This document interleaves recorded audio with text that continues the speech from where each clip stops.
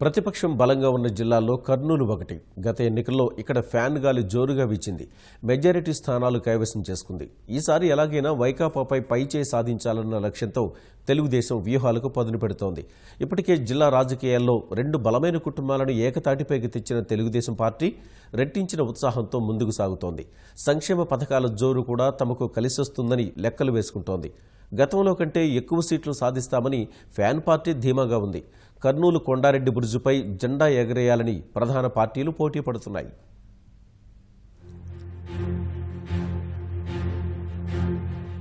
రాయలసీమ జిల్లాల్లో కీలకమైన కర్నూలు జిల్లాపై అధికార ప్రతిపక్ష పార్టీలు ప్రత్యేకంగా దృష్టి పెట్టాయి. మొత్తం 14 అసెంబ్లీ స్థానాలు, 2 పార్లమెంట్ స్థానాలు ఉన్న ఈ జిల్లాలో గత ఎన్నికల్లో వైకాపా 11 అసెంబ్లీ, 2 ఎంపీ స్థానాలు గెలుచుకుని సత్తా చాటింది. తెలుగుదేశం కేవలం పత్తికొండ, ఎమ్మిగనూరు, బనగానపల్లె స్థానాలతో సరిపెట్టుకోవాల్సి వచ్చింది. తెలుగుదేశాన్ని బలోపేతం చేసే లక్ష్యంతో ఆ పార్టీ మొదటి నుంచి జిల్లా అభివృద్ధిపై ప్రత్యేకంగా దృష్టి సారించింది. కర్నూలు జిల్లాకు ఎయిర్పోర్ట్, తంగడంచ విత్తన భాండాగారం, ముచ్చుమర్రి ఎత్తిపోతల పథకం, గని, శకునాల సోలార్ పార్కులు, ఉర్దూ యూనివర్సిటీ మంజూరు చేసింది. ఇవే కాకుండా ప్రతిష్టాత్మక గుండ్రేవుల ప్రాజెక్ట్, ఎల్ఎల్సీ కాల్వకు పైప్ లైన్ పనులు, ఆర్డీఎస్ కుడి ప్రధాన కాల్వ, వేదవతి లిఫ్ట్ ఇరిగేషన్ ప్రాజెక్టులకు సీఎం శంకుస్థాపన చేశారు. వీటి వల్ల జిల్లా సస్యశ్యామలమయ్యే అవకాశం ఉంది. వీటికి తోడు సంక్షేమ పథకాలు, పసుపు కుంకుమ, పింఛన్ రెట్టింపు, నిరుద్యోగులకు భృతి, రైతు రుణమాఫీ, అన్నదాత సుఖీభవ, ఎన్టీఆర్ గృహాలు పార్టీకి ఎంతో కలిసొచ్చే అంశంగా ఉంది. వైకాపా మాత్రం నవరత్నాల హామీలను నమ్ముకుంది.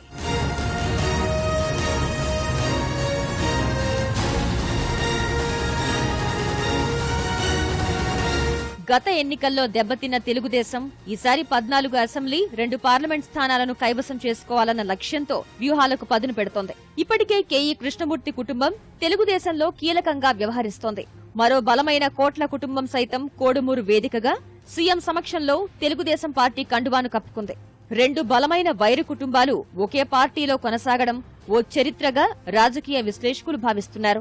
జిల్లాలో తెలుగుదేశం పార్టీ బలోపేతానికి ఇది ఎంతగానో దోహదం చేస్తుందని చెబుతున్నారు.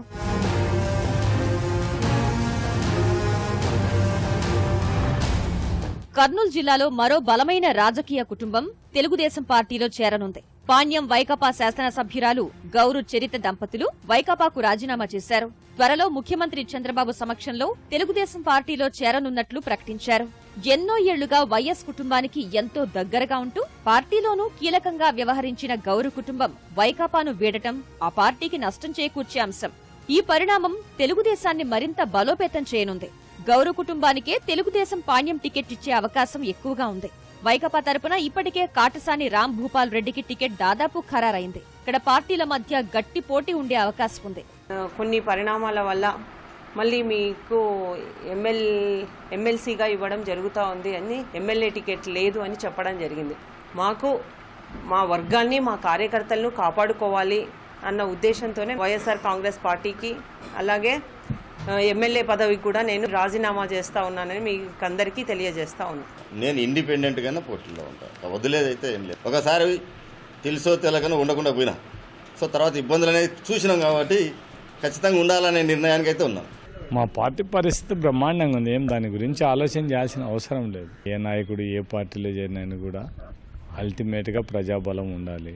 మాకు ఒకటే ధైర్యం, నాకు టికెట్ ఇస్తాడని ధైర్యం ఉంది. నాకు టికెట్ ఇస్తామని సర్వేల ప్రకారం అని చెప్పినారు, ఓకే అని చెప్పేస్తాం మనం అంతే. కర్నూలు తెలుగుదేశం పార్లమెంట్ నియోజకవర్గం టికెట్ కోట్ల సూర్యప్రకాష్ రెడ్డికే ఇచ్చే అవకాశం ఉంది. కోట్ల రాకతో కర్నూలు పార్లమెంటు పరిధిలోని ఆలూరు, ఎమ్మిగనూరు, మంత్రాలయం, ఆదోని, కోడుమూరు, పత్తికొండ, కర్నూలు అసెంబ్లీ స్థానాల్లో పార్టీ బలం పుంజుకోవడం ఖాయంగా కనిపిస్తోంది. ఇప్పటికే ఎమ్మిగనూరు టికెట్ బివి జయనాగేశ్వరరెడ్డికి, మంత్రాలయం టికెట్ తిక్కారెడ్డికి ఖరారయ్యాయి. వైకాపా తరపున మంత్రాలయం టికెట్ సిట్టింగ్ ఎమ్మెల్యే బాలనాగిరెడ్డికే వచ్చే అవకాశం ఉంది. ఎమ్మిగనూరులో వైకాపా నుంచి ఎవరు పోటీ చేస్తారు అన్న విషయంపై ఇంకా స్పష్టత రాలేదు. ఆలూరు తెదేపా టికెట్ రేసులో కోట్ల సుజాతమ్మ, వీరభద్రగౌడున్నారు. వైకాపా తరపున సిట్టింగ్ ఎమ్మెల్యే గుమ్మనూరి జయరాం బరిలోకి దిగే అవకాశం ఉంది.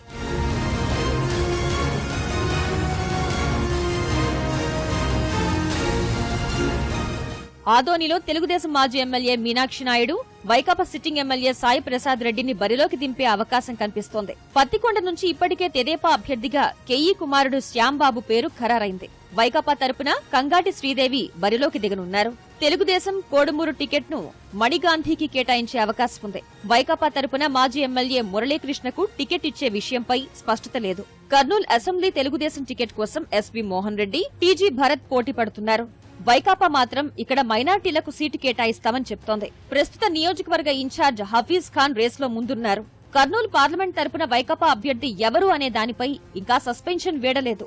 మాకు అవతల సూర్యప్రకాష్ రెడ్డి గారు కదా, ఎవరైనా ఉండని కాగా ఖచ్చితంగా వైఎస్ఆర్సీ పార్టీ ఇందులో విజయాన్ని ఎవరు ఆపలేరు. ఇక్కడ కర్నూలు పార్లమెంట్ కావచ్చు, నంద్యాల పార్లమెంట్ కావచ్చు. ప్రకాష్ రెడ్డి గారు కదా నేను అంటాము, చంద్రబాబు నాయుడునే వచ్చి లోకేష్ను చంద్రబాబు నాయుడును ఇద్దట్లో ఎవరు నిలవన్నా పర్లేదు, అది కూడా మా విజయాన్ని వాళ్ళు ఎట్లా ఆపుకోగలరు అనేది కూడా అది కూడా చూస్తాం. నంద్యాల ఎంపీ తెలుగుదేశం టికెట్ కోసం ఎస్పీవై రెడ్డి, మాండ్ర శివానందరెడ్డి, గంగుల ప్రతాప్ రెడ్డి పోటీ పడుతున్నారు. వైకాపా తరపున పోచా బ్రహ్మానందరెడ్డి సీట్ ఆశిస్తున్నారు.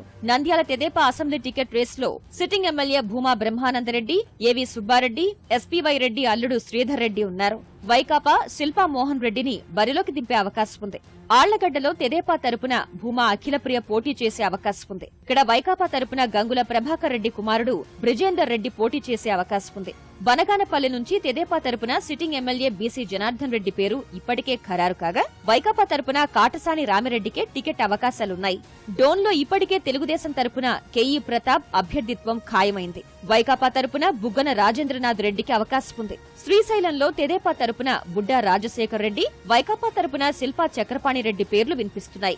నందికొట్కూరులో వైకాపా సిట్టింగ్ ఎమ్మెల్యే ఐజయ్య పేరు వినిపిస్తుండగా, తెలుగుదేశం పార్టీ తరపున అభ్యర్థి ఇంకా ఖరారు కాలేదు. సూర్యప్రకాష్ రెడ్డి ఇవాళ తెలుగుదేశం పార్టీ చేరడము, వాళ్ళ కుటుంబం అంతా ఇవాళ తెలుగుదేశం పార్టీ చేరడము, పార్టీకి రోజు రోజు రోజు రాను బలం పెరుగుతూ ఉంది. ఎందుకంటే ఈ రోజు వరకు అందిరినవాకు చరిత్రలో ఎప్పుడు కూడా ఇన్ని నెలలు ఎప్పుడు కూడా నీళ్లు ఇవ్వలేదు. రైతాంగం సంతోషపడుతున్నారు. అందుకనే మాకు పూర్తి నమ్మకం ఉంది, డెఫినెట్గా 14 2 పార్లమెంట్ గెలుచుకుని తీర్థం. మిగిలిన పార్టీల విషయానికి వస్తే, జిల్లాలో బలం నిరూపించుకునేందుకు జనసేన, వామపక్షాలు ప్రయత్నిస్తున్నాయి. ఈ మధ్యనే జనసేన అధినేత పవన్ కళ్యాణ్ జిల్లాలో 4 రోజులు పర్యటించారు. విద్యార్థులు, యువత, రైతులను ఆకట్టుకునేందుకు ప్రయత్నించారు. జనసేన అభ్యర్థుల విషయంలో ఇంకా స్పష్టత రాలేదు. భాజపా సైతం జిల్లాలో పోటీ చేసేందుకు సన్నద్దమవుతోంది.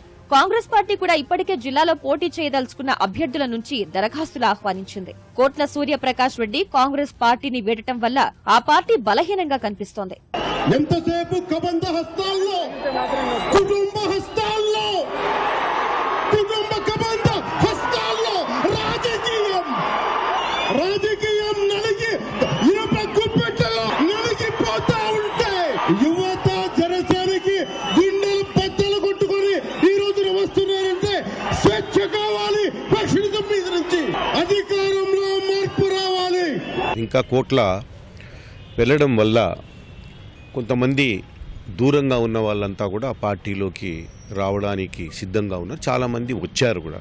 ఈరోజు 14 నియోజకవర్గాల్లో కూడా సమీకరణలు మారుతున్నాయి.